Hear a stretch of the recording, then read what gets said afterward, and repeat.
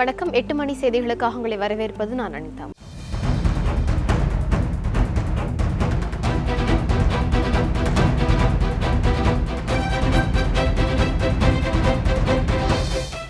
இனி தொடர்ந்து செய்திகளை விரிவாக பார்க்கலாம். டெல்லியில் 12வது நாளாக போராட்டத்தில் ஈடுபட்டு வரும் தமிழக விவசாயிகள் மரத்தில் ஏறி தற்கொலை மிரட்டல் விடுத்ததால் பரபரப்பு ஏற்பட்டது. காவிரி மேலாண்மை வாரியம் அமைக்க வேண்டும், விவசாயிகளின் வங்கிக் கடன்களை தள்ளுபடி செய்ய வேண்டும் என்பன உள்ளிட்ட கோரிக்கைகளை மத்திய அரசு நிறைவேற்ற வலியுறுத்தி டெல்லியில் 12வது நாளாக தமிழக விவசாயிகள் போராட்டத்தில் ஈடுபட்டு வருகின்றனர். இந்நிலையில் போராட்டத்தில் ஈடுபட்டிருந்த விவசாயிகளில் ஒருவர் அருகில் இருந்த மரத்தின் மீது ஏறி கீழே குதித்து தற்கொலை செய்து கொள்ளப் போவதாக மிரட்டல் விடுத்ததால் பரபரப்பு ஏற்பட்டது.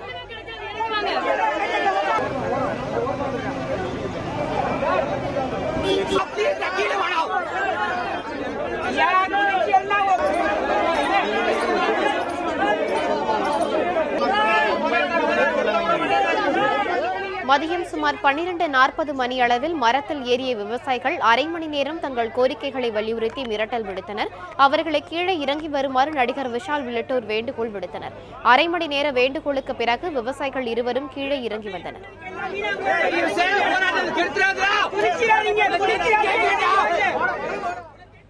இதனையடுத்து கீழே இறங்கிய விவசாயிகளுக்கு தண்ணீர் அளித்து உடனிருந்தவர்கள் ஆசுவாசப்படுத்தினர்.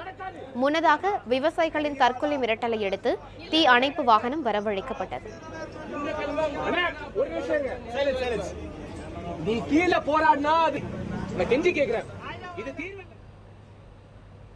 இந்நிலையில் மத்திய மாநில அரசுகள் தமிழக மக்களின் நலனுக்கு எதிரான போக்கை கண்டித்தும் தமிழகத்திற்கு கூடுதல் வறட்சி நிவாரண நிதி வழங்க வலியுறுத்தியும் வரும் ஏப்ரல் 3ஆம் தேதி கண்டன ஆர்ப்பாட்டம் நடத்தப்படும் என தமிழக காங்கிரஸ் தலைவர் திருநாவுக்கரசர் அறிவித்துள்ளார். இது தொடர்பாக அவர் வெளியிட்டுள்ள அறிக்கையில், தமிழகத்தில் உள்ள 234 சட்டமன்ற தொகுதிகளில் உள்ள மத்திய அரசின் அலுவலகங்கள் முன்பாக இந்த ஆர்ப்பாட்டம் நடைபெறும் என்றும் தெரிவித்துள்ளார். இதனிடையே வறட்சி நிவாரணம் உள்ளிட்ட பல்வேறு கோரிக்கைகளை வலியுறுத்தி ஏப்ரல் 3ஆம் தேதி தமிழ்நாடு விவசாய சங்கங்களின் கூட்டு இயக்கம் சார்பில் முழு கடையடைப்பு நடத்த தீர்மானிக்கப்பட்டுள்ளது. இலங்கையில் ஏழை தமிழர்களுக்கு வீடு வழங்கும் விழாவை தாம் புறக்கணிப்பதாக நடிகர் ரஜினிகாந்த் அறிவித்துள்ளார். அவர் விடுத்துள்ள அறிக்கையில், லைகா நிறுவன தலைவர் சுபாஷ்கரன் சார்பில் ஏழை தமிழர்களுக்கு வீடு வழங்கும் நிகழ்ச்சியில் பங்கேற்க தனக்கு அழைப்பு விடுக்கப்பட்டதாக கூறியுள்ளார். காலம் காலமாய் உரிமைக்காக ரத்தம் சிந்தி தங்களை சமாதியாக்கிக் கொண்ட மாவீரர்கள் வாழ்ந்த இடத்தை பார்க்க ஆசை கொண்டிருந்ததாகவும் ரஜினி குறிப்பிட்டுள்ளார். வட மாகாண முதல்வர் விக்னேஸ்வரன் உள்ளிட்டோர் கலந்து கொள்ளும் விழாவில் தமிழர்களை சந்திக்க ஆவலோடு இருந்ததாகவும், தமிழக மீனவர்கள் பிரச்சினை தொடர்பாக இலங்கை அதிபரை சந்தித்து பேச திட்டமிட்டிருந்ததாகவும் அவர் தெரிவித்துள்ளார். இலங்கை போர்க்குற்றம் தொடர்பாக உரிய விசாரணை நடைபெறாத நிலையில் இலங்கை பயணத்தை ரத்து செய்ய வேண்டும் என்றும் விடுதலை சிறுத்தைகள் கட்சித் தலைவர் திருமாவளவன், மறுமலர்ச்சி திராவிட முன்னேற்றக் கழக பொதுச் செயலாளர் வைகோ, தமிழக வாழ்வுரிமை கட்சித் தலைவர் வேல்முருகன் உள்ளிட்டோர் கேட்டுக் கொண்டதன் பேரில் இலங்கை பயணத்தை தாம் ரத்து செய்வதாகவும் தெரிவித்துள்ளார். தான் ஒரு அரசியல்வாதி இல்லை என்றும் மக்களை மகிழ்விக்கும் கலைஞன் என்றும் குறிப்பிட்டுள்ள ரஜினி, இனிவரும் காலங்களில் இலங்கை செல்லும் வாய்ப்பு கிடைத்தால் அதனை அரசியல் ஆக்க வேண்டாம் என்றும் கேட்டுக்கொண்டார். இலங்கை பயணத்தை நடிகர் ரஜினிகாந்த் ரத்து செய்துள்ளதற்கு விடுதலை சிறுத்தைகள் கட்சித் தலைவர் திருமாவளவன் வரவேற்பு தெரிவித்துள்ளார். இது தொடர்பாக நியூஸ்7 தமிழனும் கருத்து தெரிவித்த திருமாவளவன், ரஜினியின் முடிவு தமக்கு மிகுந்த மகிழ்ச்சி அளித்திருப்பதாக கூறினார். ரஜினியின் செல்வாக்கை இலங்கை அரசு தவறாக பயன்படுத்திவிடக் கூடாது என்பதற்காகவே தாம் அவரது இலங்கை பயணத்தை எதிர்த்ததாகவும் திருமாவளவன் விளக்கம் அளித்துள்ளார். இலங்கை தமிழர்களின் உணர்வுகளை புரிந்து கொண்டு இந்த முடிவை மேற்கொண்டுள்ள ரஜினிக்கு தாம் நன்றி தெரிவித்துக் கொள்வதாகவும் திருமாவளவன் தெரிவித்துள்ளார். பல உள்நோக்கம் இருப்பதாக சுப்பிரமணியன் சாமி நடிகர் ரஜினிகாந்தை விமர்சித்துள்ளது குறித்து ரஜினி ரசிகர்களின் கருத்துக்களை தற்போது பார்க்கலாம். ஒரு நடிகனாக இருந்து தான் உழைச்சி சம்பாதிச்ச காசுல மக்களுக்காக சேவை செய்யறதுக்கு மனிதநேயத்தோட செயல்படுறாரு.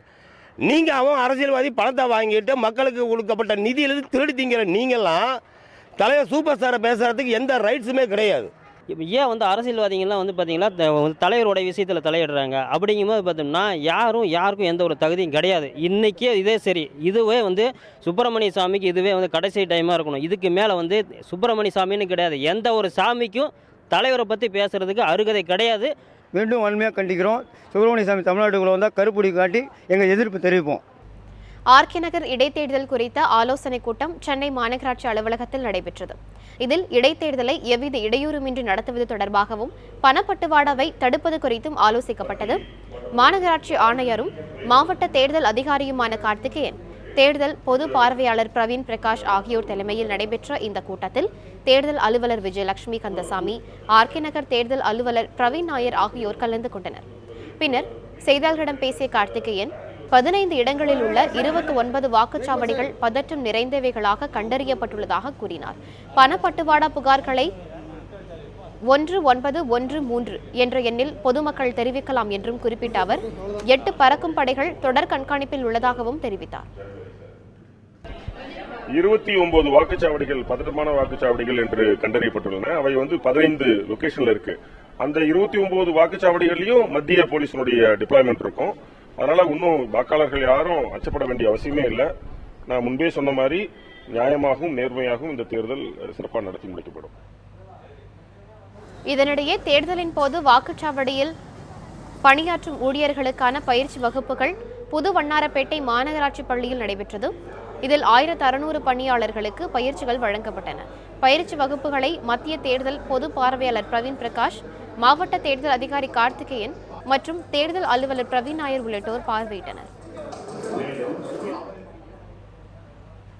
ஆர்கே நகரில் வெற்றி பெற்று இரட்டை இலை சின்னத்தை மீட்டெடுப்போம் என அதிமுக அம்மா அணியின் வேட்பாளர் டிடிவி தினகரன் தெரிவித்துள்ளார். ஆர்கே நகரில் பிரச்சாரத்தை தொடங்கும் முன்பு செய்தியாளர்களிடம் பேசிய போது அவர் இதனை தெரிவித்தார். அம்மா அவர்களின் தொகுதியிலே நாங்கள் தொப்பி சின்னத்திலே போட்டியிடுகின்ற எண்ணை இயக்க தொண்டர்களும் ஆர்கே நகர் பொதுமக்களும் மாபெரும் வாக்கு வித்தியாசத்திலே வெற்றி பெற செய்து இரட்டை இலை சின்னத்தை மீண்டும் எங்களுக்கு பெற்று தருவார்கள் என்ற நம்பிக்கையில் தான் நான் இங்கு தொகுதியிலே போட்டியிடுகின்றேன். சென்னை காவல் ஆணையர் ஜார்ஜை பணியிட மாற்றம் செய்து தேர்தல் ஆணையம் உத்தரவிட்டுள்ளது. ஆர்கே நகர் இடைத்தேர்தலில் சென்னை மாநகர காவல் ஆணையர் ஜார்ஜ் ஆளும் கட்சிக்கு ஆதரவாக செயல்படுவதாக கூறி தேர்தல் ஆணையத்திடம் திமுக சார்பில் புகார் அளிக்கப்பட்டிருந்தது. இந்நிலையில் சென்னை காவல் ஆணையர் ஜார்ஜை தேர்தல் ஆணையம் இடமாற்றம் செய்துள்ளது. சென்னையின் புதிய காவல் ஆணையராக கரண் சின்ஹாவை நியமித்து தேர்தல் ஆணையம் உத்தரவு பிறப்பித்துள்ளது. சிபிசிஐடி பிரிவில் கூடுதல் டிஜிபியாக இருந்த கரண் சின்ஹா உத்தராஞ்சல் மாநிலத்தை சேர்ந்தவர். 1987ஆம் ஆண்டு பேட்ஜ் IPS அதிகாரியாக அவர் MA வரலாறு பட்டம் பெற்றவர். சிபிசிஐடி DIG, லஞ்ச ஒழிப்பு DIG, கோவை காவல் ஆணையர், சென்னை புறநகர் ஆணையர், மத்திய மண்டல IG உள்ளிட்ட பல பொறுப்புகளை வகித்தவர். 3 ஆண்டுகளுக்கும் மேலாக சிபிசிஐடி கூடுதல் டிஜிபியாக பதவி வகித்து வரும் கரண் சின்ஹா 2016 சட்டமன்ற தேர்தல் நேரத்தில் உளவுத்துறை கூடுதல் டிஜிபியாக மாற்றப்பட்டார். பின்பு முதல்வராக ஜெயலலிதா பொறுப்பேற்றதும் மீண்டும் சிபிசிஐடி கூடுதல் டிஜிபியாக மாற்றப்பட்டார். திமுகவின் கோரிக்கை நியாயமானது என்பதால் தேர்தல் அதிகாரி மற்றும் சென்னை காவல்துறை ஆணையர் மாற்றப்பட்டுள்ளதாக திமுக செயல் தலைவர் மு க ஸ்டாலின் தெரிவித்துள்ளார். சென்னை அண்ணா அறிவாலயத்தில் செய்தியாளர்களிடம் பேசிய அவர், வரும் 28ஆம் தேதி ஆர்கே நகர் தொகுதியில் திமுக சார்பில் பொதுக்கூட்டம் நடைபெற உள்ளதாகவும் இதில் அனைத்து தலைவர்களும் கலந்து கொள்வார்கள் என்றும் கூறினார். நாடாளுமன்ற உறுப்பினர்கள் அனைவரும் தேர்தல் ஆணையரை சந்தித்து இங்கே சென்னை மாநகரத்தினுடைய காவல்துறை ஆணையராக இருக்கக்கூடிய ஜார்ஜ் அவர்களை மாற்றிட வேண்டும். அதேபோல் தேர்தல் மாநகராட்சியினுடைய ஆர்கே நகர் தொகுதியினுடைய தேர்தல் நடத்தக்கூடிய அதிகாரியை மாற்றிட வேண்டும் என்று நாங்கள் எடுத்து வைத்த கோரிக்கை நியாயமானதுதான் என்பதை தேர்தல் ஆணையம் உணர்ந்த காரணத்தினால்தான் இந்த மாற்றம் நடந்திருக்கிறது. திருநெல்வேலி மாவட்ட ஆட்சியர் கொடுத்த தவறான அறிக்கையால் பன்னாட்டு குளிர்பான நிறுவனங்கள் தாமிரபரணியில் தண்ணீர் எடுக்க நீதிமன்றத்தில் அனுமதி பெற்றுள்ளதாக மனிதநேய மக்கள் கட்சி குற்றம் சாட்டியுள்ளது. தாமிரபரணியில் இருந்து உபிரநீரை மட்டும்தான் பன்னாட்டு குளிர்பான நிறுவனங்கள் எடுப்பதாக திருநெல்வேலி மாவட்ட ஆட்சியர் அறிக்கை விடுத்துள்ளார். அவரது தவறான அறிக்கையை கண்டித்து மனிதநேய மக்கள் கட்சித் தலைவர் ஜவாஹிருல்லா தலைமையில் பாளையங்கோட்டை ஜவஹர் திடலில் ஆர்ப்பாட்டம் நடைபெற்றது.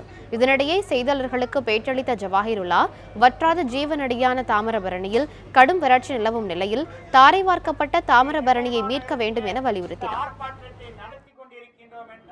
தமிழகத்திலே பொதிகை மலையிலே தொடங்கி 126 கிலோமீட்டர் ஓடி புன்னக்காயலிலே கடலிலே சேரக்கூடிய ஜீவநதி தாமிரபரணி. தாமிரபரணியை அழிக்கக்கூடிய வேலைகளை கார்ப்பரேட் நிறுவனங்கள் மட்டுமல்ல, தமிழக அரசே சேர்ந்து செய்து வருகிறது என்பதுதான் யதார்த்தமான உண்மையாக இருக்கின்றது.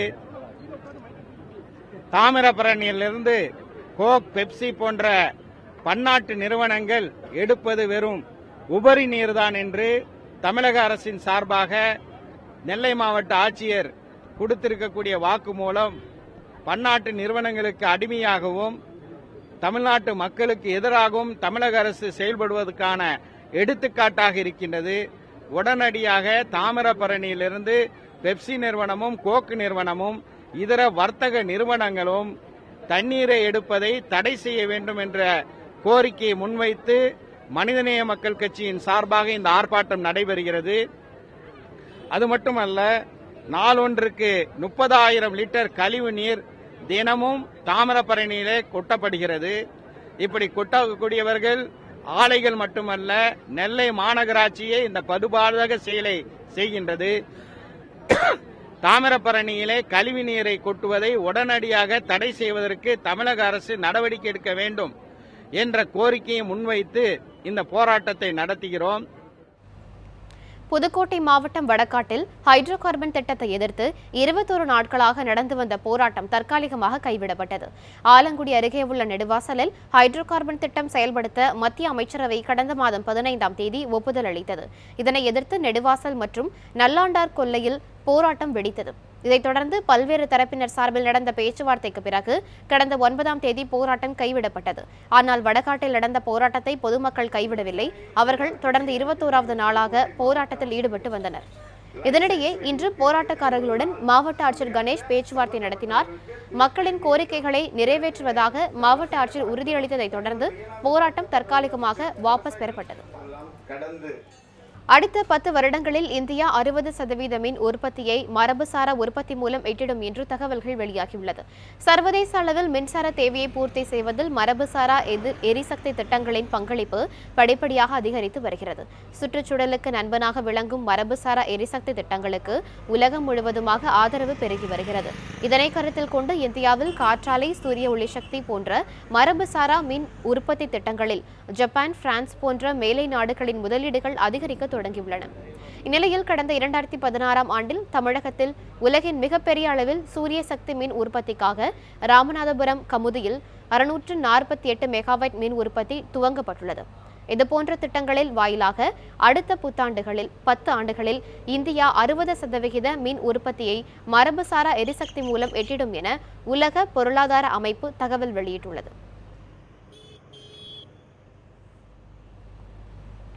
இத்துடன் 8 மணி செய்திகள் நிறைவுற்றன. தொடர்ந்து இணைந்திருங்கள் நியூஸ் 7 தமிழோடு.